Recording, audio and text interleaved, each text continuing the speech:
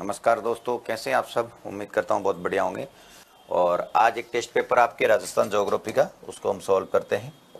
Test paper के अंदर पहला क्वेश्चन क्या है, संरचनात्मक दृष्टि से राजस्थान के भौतिक स्वरूप भारत के निम्नलिखित में से किन उच्चावच प्रदेशों का हिस्सा है। एक्चुअली भारत को जब फिजिकली रूप से राजस्थान के साथ कनेक्टेड करते हैं तो 3 बड़े पार्ट में उसको आप देख सकते हो। भारत को कितने पार्ट में, 3 बड़े पार्ट में। उत्तरी भाग हिमालय पर्वतमाला है। कौन सी पर्वतमाला, हिमालय। और दक्षिण का भाग प्रायद्वीपीय पठार है। कौन सा पठार है, प्रायद्वीपीय पठार, प्रायद्वीपीय पठार है ना। और बीच में क्या है, उत्तर का विशाल मैदान। उत्तर का क्या है, विशाल मैदान।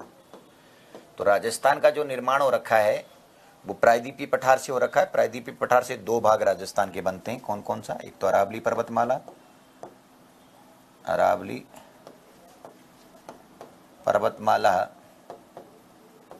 और दूसरा कौन है, हारडोती का पठार।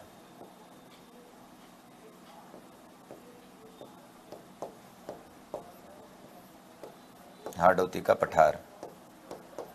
और उत्तर के विशाल मैदान से जो बाट बनते हैं उसमें कौन कौन बनते हैं उत्तर के विशाल मैदान से, पश्चिम का मरुस्थल प्रदेश, पश्चिम का मरुस्थल, और पूर्वी मैदानी भाग।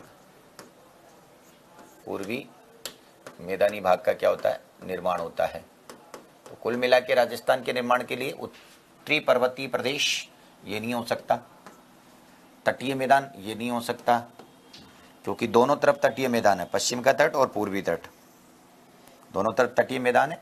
इससे भी निर्माण की स्थिति नहीं बनेगी, है ना। और उसके बाद में उत्तरी पर्वतीय प्रदेश और प्रायद्वीपीय पठार, उत्तर का बृहद मैदान और प्रायद्वीपीय पठार। तो डी ऑप्शन क्वेश्चन का क्या बनेगा, राइट आंसर बनेगा। ये प्रायद्वीपीय पठार वो गोंडवाना लैंड का अवशेष माना जाता है। किसका अवशेष है, गोंडवाना लैंड का, गोंडवाना लैंड का अवशेष है। और उत्तर का विशाल मैदान जो है वो तेतीस सागर का अवशेष है। किसका अवशेष है, तेतीस सागर का अवशेष है। हिमालय पर्वतमाला और उत्तर का विशाल मैदान तेतीस सागर का अवशेष है। प्रायद्वीपीय पठार गोंडवाना लैंड का अवशेष है। तो जब राजस्थान को फिजिकली रूप से 4 भाग में आप डिवाइड करते हो तो राजस्थान जो है, पश्चिम का मरुस्थल प्रदेश और पूर्वी मैदानी भाग, ये दोनों तो तेतीस सागर के अवशेष के रूप में पढ़े जाते हैं। और अरावली पर्वतमाला और हारडोती का पठार दोनों आपके पास गोंडवाना लैंड के अवशेष के रूप में पढ़े जाते हैं। नेक्स्ट क्वेश्चन, निम्नलिखित में से शुष्क मरुस्थल प्रदेश में बालू का स्तूप युक्त प्रदेश, बालू का स्तूप मुक्त प्रदेश और युक्त। तो सिंपल बात है, शुष्क प्रदेश को जब आप 2 पार्ट में प्रदेश डिवाइड करते हो, शुष्क प्रदेश का मतलब आपको पता है 0 से 25 सेंटीमीटर वर्षा का औसत जिस भाग में पाया जाएगा उसको शुष्क प्रदेश के नाम से जानते हैं। शुष्क प्रदेश को 2 भागों में डिवाइड किया गया। एक आपके पास बालू का स्तूप युक्त क्षेत्र है, बालू का स्तूप युक्त क्षेत्र, और एक क्या है, बालू का स्तूप मुक्त क्षेत्र है। बालू का स्तूप मुक्त क्षेत्र है। एक युक्त क्षेत्र है, एक मुक्त क्षेत्र है। तो कितना परसेंट भाग बालू का स्तूप युक्त क्षेत्र है, 58.50% भाग जो है बालू का स्तूप युक्त क्षेत्र है। और 41.50% जो भाग है वो बालू का स्तूप मुक्त क्षेत्र है। तो युक्त और मुक्त प्रश्न में पहले आप प्रश्न को पढ़ते समय ध्यान रखना, पहले युक्त पूछा है कि मुक्त पूछा है। तो बालू का स्तूप मुक्त पूछा है, मुक्त कितना है आपके पास, 41.50%। तो जिसमें 41.50% भाग की स्थिति पहले आएगी वही राइट हो जाएगा। बहुत बार ये क्या उल्टा भी लिखा होता है, यहाँ पर एक ऑप्शन हो सकता है कि 41.50, 58.50, पहले दे देगा 58.50, बाद में दे देगा 41.50 और प्रश्न में लिख देगा क्रम से या क्रमानुसार। तब प्रश्न को थोड़ा सा समझने की जरूरत होती है। अभी तो इसमें इस तरह का ऑप्शन यहाँ पर लिखा हुआ नहीं है, इसलिए कोई दिक्कत वाली बात नहीं है ना। यदि लिखा होगा एक ऑप्शन 58.50 और 41.50 लिखा होगा तब आपको थोड़ा सा समझने की आवश्यकता पड़ जाती है। थार के मरुस्थल में किस प्रकार की चट्टानों में जीवाश्म पाए जाते हैं। थार के मरुस्थल में जीवाश्म जो, ये जीवाश्म के जो अवशेष हैं ये लकड़ी के जीवाश्म के अवशेष हैं। किसके अवशेष है? जिसको आक्कल वुड फॉसिल्स पार्क कहा जाता है। आक्कल वुड क्या कहा जाता है? Fossils park. फॉसिल्स पार्क के नाम से जानते हैं। आक्कल वुड फॉसिल्स पार्क, कास्ट जीवाश्म प्रमाण, जिसको और क्या कह सकते हो? कास्ट जीवाश्म प्रमाण के नाम से संबोधित कर सकते हो। और एक्चुअली ये राष्ट्रीय मरु उद्यान के अंदर है। कहां पर है? राष्ट्रीय मरु उद्यान के अंदर है, राष्ट्रीय मरु उद्यान में। और ये आपको थोड़ा सा ध्यान रखना है, जो प्रमाण है आपको यहां पर किस प्रकार की चट्टानों में है या समय कौन सा है, तो समय की बात प्रश्न में पूछेगा तो जुरेशिक कालीन समय है। कौन सा समय? जुरेशिक कालीन समय है। जुरेशिक कालीन समय जो आज से 18 करोड़ वर्ष पूर्व, 18 करोड़ वर्ष पूर्व के समय को स्पष्ट करता है। लेकिन चट्टान की बात कर रहा है तो चट्टान में ध्यान रखिएगा, अवसादी प्रकार की चट्टान। कौन सी चट्टान है? अवसादी प्रकार की चट्टानों में इस प्रकार के जीवाश्म देखने को मिले हुए। और इसमें भी चट्टानों की बात करोगे तो टर्शरी कालीन। कौन सी? टर्शरी कालीन अवसादी प्रकार की चट्टानों में इस प्रकार के प्रमाण देखने को मिल सकते हैं। तो प्रश्न का आंसर तो सी ऑप्शन, बेधड़क बेझिझक आपके आंसर निकल जाएगा। तो आंसर क्या हो जाएगा? C option. Next question, Rajasthan में भौतिक स्वरूप के संदर्भ में कौन से कथन सत्य हैं? पश्चिमी बालुका मैदान तेथिस सागर का अवशेष है। बिल्कुल सही बात कही है। पश्चिम का मरुस्थल प्रदेश तेथिस सागर का अवशेष माना जाता है। पश्चिमी मरुस्थल प्रदेश की उत्पत्ति प्लास्टोसीन काल में हुई। ये स्टेटमेंट भी बहुत हद तक सही है। पूर्वी मैदानी प्रदेश भारतीय उच्चावच के उत्तरी मैदानी भाग का प्रदेश का भाग माना जाता है। उत्तर के विशाल मैदान का ही भाग माना जाता है। ये स्टेटमेंट भी सही है। और दक्षिणी पूर्वी पठारी प्रदेश की उत्पत्ति नूतन महाकल्प के प्री कैम्ब्रियन काल में हुई है। तो ये 4 स्टेटमेंट रॉन्ग है यहाँ पर। तो केवल एक सही है, केवल 1 और 4 सही है। और आगे कौन कौन से स्टेटमेंट दे रखे हैं? 1, 2, 3 सही है, 2, 3, 4 सही है। तो अभी आपके पास जो है मैंने बताया 1, 2, 3। तो 1, 2, 3 जिस ऑप्शन में यहाँ पर सबमिट हो गया वो ही क्या हो जाएगा? आपके पास राइट आंसर बन जाएगा। तो मेरे हिसाब से करेक्ट आंसर आप सभी को समझ में आ गया होगा। कोई लोड वाला विषय नहीं रहा। एक बार में चीज़ आपके समझ में आ गई। उम्मीद करता हूँ पूरी तरह मैंने चीज़ को स्पष्ट आपके सामने कर दिया है। ठीक है, तो 1, 2, 3 ऑप्शन क्या बन जाएगा? क्वेश्चन का राइट आंसर बन जाएगा। इसके बाद में चलिएगा नेक्स्ट, निम्नलिखित में से कौन सा दर्रा हाडोती के पठार में स्थित नहीं है? है ना? लाखेरी बिल्कुल है, रामगढ़ खटकड़ बिल्कुल है, जेतवास है, सोमेश्वर नहीं है। सोमेश्वर अरावली पर्वतमाला का दर्रा है। अरावली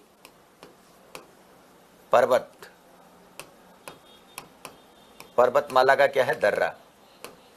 अरावली पर्वतमाला क्षेत्र में पाया जाता है। सोमेश्वर नाल एक्चुअली पाली और राजसमंद की सीमा पर है। पाली एवं राजसमंद की सीमा पर सोमेश्वर नाल का दर्रा है ना? तो आप इसको देख सकते हो, दक्षिणी अरावली क्षेत्र का दर्रा इसको मान सकते हो। ये तीनों दर्रे आपको बूंदी के अंदर हैं।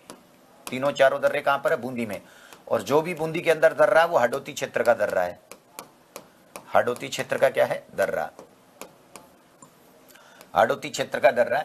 और हाडोती क्षेत्र में बूंदी के अंदर जो पहाड़ी इलाका है उस पहाड़ी क्षेत्र को हम संतूर की पहाड़ी कहते हैं। क्या बोलते हैं बेटा? संतूर की पहाड़ी। संतूर की पहाड़ी के नाम से हम क्या करते हैं? संबोधित करते हैं। तो प्रश्न की स्थिति को ध्यान में रखते हुए डी ऑप्शन क्वेश्चन का क्या बन जाएगा? एकदम करेक्ट आंसर बन जाएगा। निम्नलिखित में से गोंडवाना लैंड का भाग है। निम्नलिखित में से गोंडवाना लैंड का भाग है। जो गोंडवाना लैंड का भाग माना जाएगा उसको आपको बताना है। बहुत पहले हम फर्स्ट क्वेश्चन के अंदर पूरी व्याख्या कर चुके हैं। राजस्थान का निर्माण जब आप पढ़ते हो, निर्माण किसका निर्माण? राजस्थान का। तो राजस्थान का निर्माण प्राचीन समय में 2 भूभाग, एक तो गोंडवाना लैंड और तेथिस सागर, इन दोनों से माना जाता है। अंगारा लैंड का कोई भी भाग राजस्थान और भारत में नहीं पाया जाता। अब गोंडवाना लैंड से निर्मित भाग कौन कौन से हैं? तो अरावली पर्वतमाला सबसे प्राचीनतम भाग है। उसके बाद में हाडोती का पठार दूसरा प्राचीनतम भाग है। हाडोती का पठार। अरावली पर्वतमाला का निर्माण प्री कैम्ब्रियन युग में माना जाता है। हाडोती के पठार का निर्माण क्रिटेशियस युग में माना जाता है। 33 सागर से 2 पार्ट बनते हैं। कौन कौन से पार्ट बनते हैं? दोनों, एक मरुस्थल बनता है और दूसरा मैदान बनता है। मरुस्थल का मतलब पश्चिम का मरुस्थल और मैदान का मतलब पूर्वी मैदान। मैदान का मतलब क्या हो गया? पूर्वी मैदान।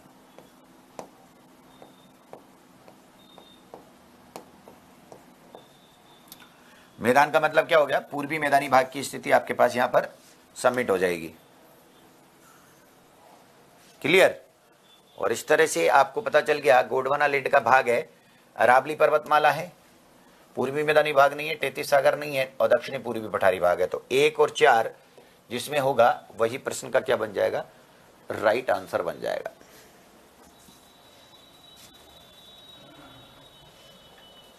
नेक्स्ट, अंत अस्पष्ट अधर प्रवाह तंत्र किस भौतिक प्रदेश में पाया जाता है? अंत अस्पष्ट अधर प्रवाह तंत्र किस भौतिक प्रदेश में पाया जाता है? शेखावाटी प्रदेश, हाडोती का पठार, पूर्वी मैदानी प्रदेश और गोंडवाना प्रदेश। अंत अस्पष्ट अधर प्रवाह जो है, इस क्षेत्र में नदियों का जल, क्षेत्र में नदियों का जल सतह पर दिखाई नहीं देता है। अर्थात नदियां जमीन के आंतरिक भाग से नदियां जमीन के आंतरिक भाग से प्रवाहित होती है। आंतरिक भाग से प्रवाहित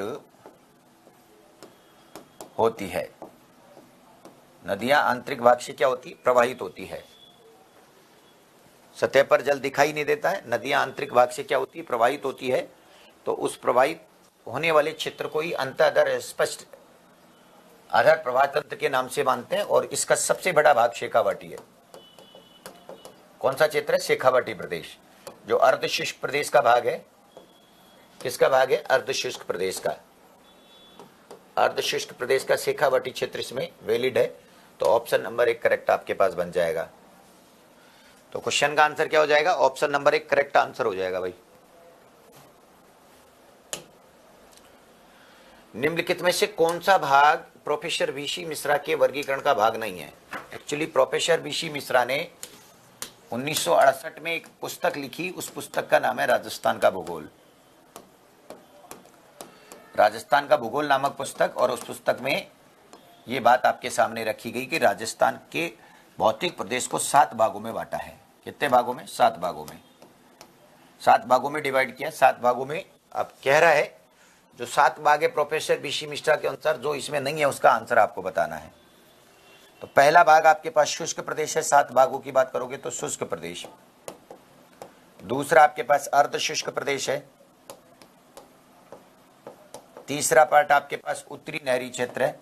उत्तरी नहरी क्षेत्र है ना। चौथा आपके पास जो है अरावली पर्वतमाला है। अरावली पर्वतमाला। पांचवा है दक्षिणी पूर्वी औद्योगिक प्रदेश। दक्षिण पूर्वी औद्योगिक क्षेत्र। औद्योगिक क्षेत्र हो गया। और छठे नंबर पर दक्षिणी पूर्वी कृषि प्रदेश। दक्षिण पूर्वी, यहां पर दक्षिण शब्द का प्रयोग मत करो, पूर्वी औद्योगिक क्षेत्र कर लो, है ना, तो ज्यादा सही हो जाएगा। दक्षिण पूर्वी कृषि प्रदेश। कृषि प्रदेश। और लास्ट में चंबल बीहड़ क्षेत्र। चंबल बीहड़ क्षेत्र। अब जो नाम मैच खा रहे हैं वो मिला लो। नहरी क्षेत्र आपके पास मिल गया। बांग्ला प्रदेश कहीं भी मैंने मेंशन नहीं किया है। दक्षिणी पूर्वी कृषि प्रदेश मैंने कर दिया। चंबल बीहड़ क्षेत्र मैंने यहां पर कर दिया। तो सिंपल है, बी ऑप्शन क्वेश्चन का क्या बनेगा? Correct answer. Professor VC Mishra, doctor Ram Lochan, 2 ऐसे व्यक्ति जो व्यक्तिगत रूप से भौतिक प्रदेश का वर्गीकरण करते हैं। तो आपको पढ़ते समय थोड़ा सा दोनों के बारे में ध्यान रखना है, जानकारी रखनी कि क्या प्रश्न का वहां पर आंसर बनेगा। तो करेक्ट आंसर आपके क्लियर हो गया। नेक्स्ट क्वेश्चन, निम्नलिखित में से असुमेलित युग्म को क्या करना है, छटनी करना है।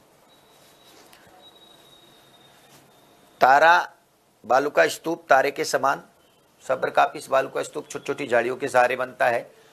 बरखान बालू का स्तूप वायु के भंवर के कारण गतिशील अस्थिर अर्धचंद्राकार है। अनुप्रस्थ बालू का स्तूप पवन की दिशा के समान बनता है। तो पहला स्टेटमेंट सही है, अर्थात तारे के समान। जो तारानुमा आकृति में बनेगा वो तारे के समान स्थिति बालू का स्तूप की मानी जाएगी। तो ये तो तारानुमा बालू का स्तूप हो गया। और छोटी छोटी झाड़ियों के पास में जो आकर बनता है, जो बालू का स्तूप आकर बनता है छोटी छोटी झाड़ियों के पास में, है ना, तो झाड़ियों के पास में आकर बनने वाला बालू का स्तूप आपके पास क्या हो गया, सब्रकापिस हो गया। इसमें भी कोई डाउट नहीं, ये सब्रकापिस की स्थिति हो गई। अर्धचंद्राकार आकृति में जो बनता है वो बरखान हो गया। कौन सा हो गया, बरखान। लेकिन अनुप्रस्थ पवन की दिशा के समांतर नहीं बनता, पवन की दिशा के समकोण पर बनता है। कैसे बनता है, समकोण पर। तो पवन की दिशा के समकोण पर बनने वाला बालू का स्तूप अनुप्रस्थ है। पवन की दिशा के समांतर जो बनता है वो अनुदैर्घ्य है, अनुदैर्घ्य बालू का स्तूप, अनुदैर्घ्य बालू का स्तूप है। ये आपको ध्यान रखना है। तो प्रश्न का आंसर तो क्या हो जाएगा, डी ऑप्शन, अनुप्रस्थ बालू का स्तूप पवन की दिशा के समांतर बनता है। क्लियर, ठीक है। नेक्स्ट क्वेश्चन, अरावली की ऊंचाई घटती है। अरावली की ऊंचाई घटती है दक्षिण से उत्तर, उत्तर से दक्षिण, पूरब से पश्चिम, पश्चिम से पूरब। अरावली की ऊंचाई घटती है। तो अरावली की ऊंचाई आप सभी को बताएं, ऐसे जाओगे तो अरावली की ऊंचाई क्या है, घटेगी। औसत ऊंचाई में क्या होगा, घटतापन दिखाई देगा। तो दक्षिण से उत्तर, उत्तर से अरावली की ऊंचाई घटती है, क्योंकि दक्षिण में अरावली की ऊंचाई ज्यादा है। दक्षिण में ऊंचाई क्या है, अधिक। दक्षिण में ऊंचाई क्या है, अधिक है। और उत्तर में ऊंचाई क्या है, कम ऊंचाई है। तो घटती हुई अरावली की ऊंचाई घटती है, अरावली की ऊंचाई घटती है दक्षिण से उत्तर की ओर। और बढ़ती कैसे, उत्तर से दक्षिण की ओर क्या है, बढ़ती है। तो बढ़ती है प्रश्न का आंसर, तो उत्तर से दक्षिण की ओर, और दक्षिण से उत्तर की ओर जो है वो घटती हुई आएगी, घटती हुई। नेक्स्ट क्वेश्चन, सूची 1 को 2 से मिलान कीजिएगा। एक तरफ आपके पास खो, कौन सी है, खो। दूसरी कौन सी है, बाबाई। तीसरी अचलगढ़, चौथी शेर। इनकी औसत ऊंचाई सामने लिखी अलग अलग, आपको मिलान करना प्रश्न का। खो की औसत ऊंचाई 920 मीटर है, ठीक है। बाबाई की औसत ऊंचाई आपके पास जो है 780 मीटर है। अचलगढ़ की 1380 है, शेर की 1597।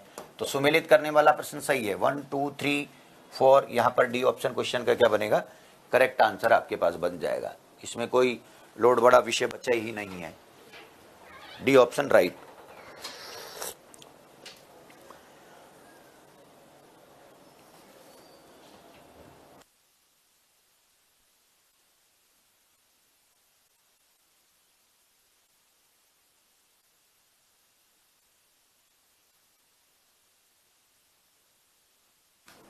नेक्स्ट क्वेश्चन, थार मरुस्थल के अवशेष हिमालय, अरब सागर, तैतीस सागर, आर्कटिक महासागर। तो थार का मरुस्थल अवशेष के रूप में पढ़ोगे तो किसका अवशेष है, तैतीस सागर का अवशेष है। और प्लास्टोसीन युग में निर्माण, प्लास्टोसीन युग में निर्माण, तृतीय महाकल्प, है ना, तृतीय महाकल्प। जैसे टर्शरी कालीन चट्टानों से निर्मित, टर्शरी कालीन अवसादी चट्टानों से, अवसादी चट्टानों से क्या है, चट्टानों से निर्मित है, जिसमें ऊर्जा संसाधन के क्या पाए जाते हैं, खनिज। ऊर्जा संसाधन के खनिज पाए जाते हैं। क्या पाए जाते हैं, ऊर्जा संसाधन के खनिज पाए जाते हैं।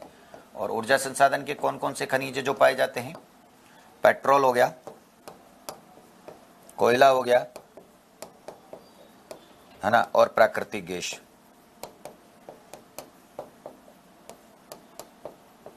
पेट्रोल, कोयला और प्राकृतिक गैस की स्थिति आपके पास नजर आ जाएगी, है ना। तो यहां पर प्रश्न का आंसर क्या हो जाएगा? सी ऑप्शन करेक्ट हो जाएगा। नेक्स्ट क्वेश्चन, अगला क्वेश्चन क्या कह रहा है? क्वेश्चन पढ़िए।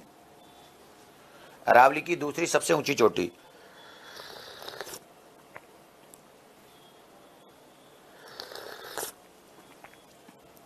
आप सभी को पता है अरावली की सबसे ऊंची चोटी 1722 मीटर, 1597 में दूसरी सबसे ऊंची चोटी, तीसरी 1380 और चौथी देलवाड़ा 1442। ये टॉप चोटियां हैं 4। तो दूसरी सबसे ऊंची चोटी का नाम क्या हो जाएगा? शेर। यहां प्रश्न में दूसरी सबसे ऊंची चोटी का नाम हो जाएगा। और तीनों चोटियां आपको पता है कहां पर है? शिरोई के अंदर है, शिरोई। चारों चोटियां कहां पर है? शिरोई में। पवन की दिशा के समकोण पर बनने वाले बालू का स्तूप को क्या कहते हैं? अनुप्रस्थ।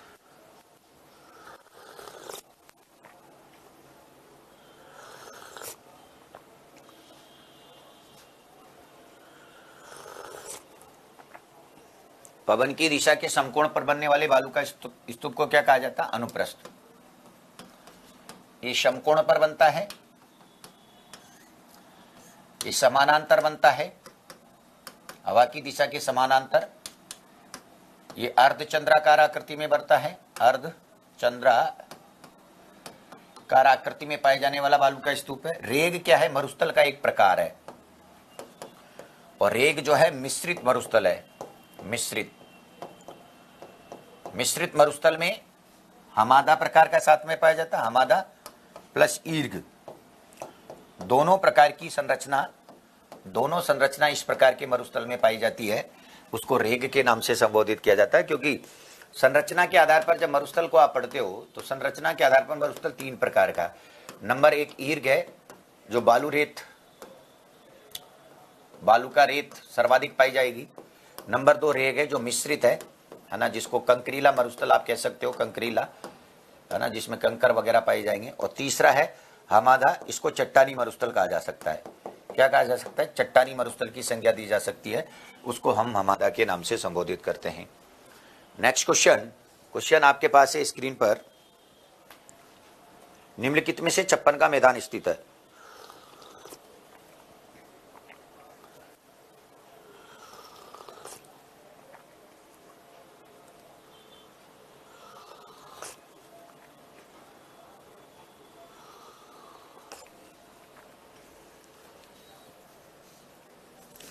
छप्पन का मैदान स्थित है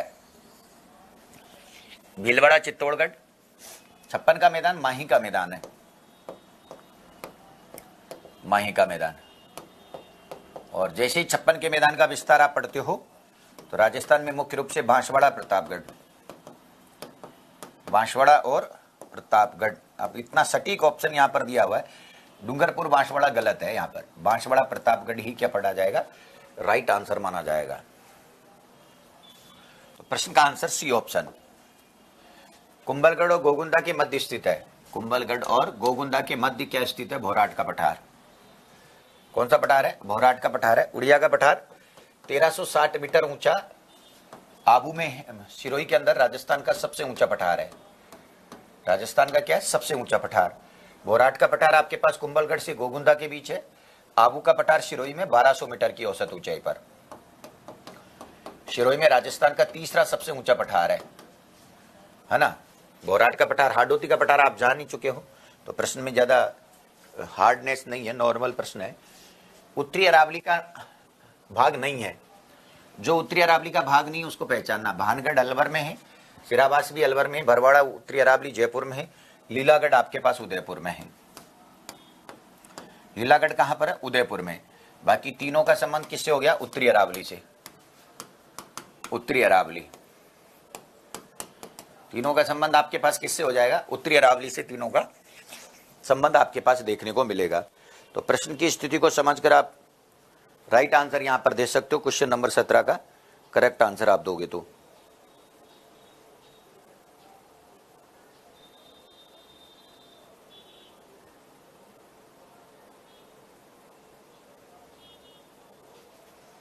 ठीक है, नेक्स्ट क्वेश्चन।